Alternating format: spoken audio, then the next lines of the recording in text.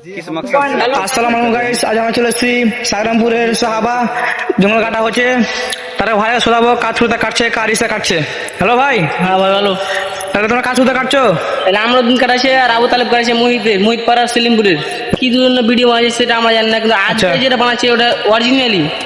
আর পরশু দিন কাটেছিল ওরা সব পেশাতে না পয়সা দিয়েছে আমরুদ্দিন আবু তালেব সাগরামপুরের।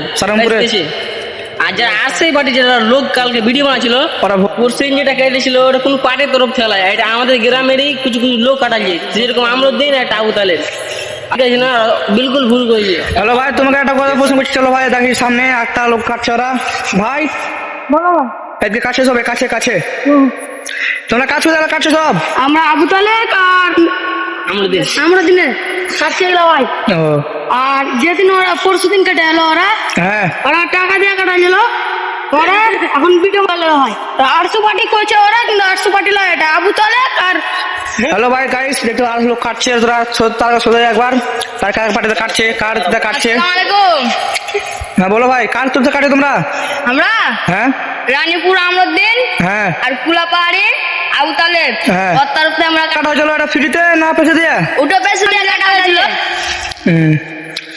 হ্যালো ভাই, এই দেখতে পাচ্ছ যে কথাটি বলে একদম সব সত্যি কথা বলে, তারা ভুল ধরনের কথাটা কয়েছে কি পাড়ে তরফ তাহলে কোনো পাড়ে হতে লাই।